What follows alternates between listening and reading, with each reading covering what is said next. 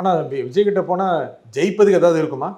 இல்லை, நீங்கள் அதை ஜெயிப்பதற்கு பார்க்குறீங்களா, இல்லை இந்த காங்கிரஸ் கழுதை தேர்ந்து கட்டெரும்பாகி சிற்றெரும்பாகிறதுக்கு வழி பண்ண பார்க்குறீங்களா?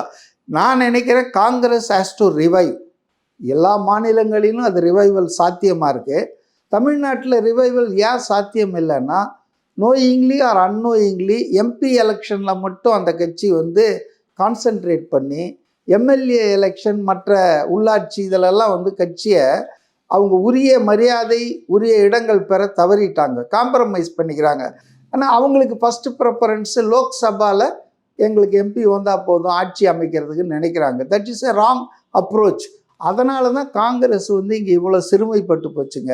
இதே நிலையில் தொடர்ந்தாங்கன்னா அநேகமாக காங்கிரஸ் கட்சிக்கு மக்கள் நீதி மையம் மனிதநேய மக்கள் கட்சிக்கு ஈக்குவலாக அடுத்த தேர்தலில் திமுக இடஒதுக்கீடு செய்ய துணியும் என்பது என்னுடைய நிலைப்பாடு.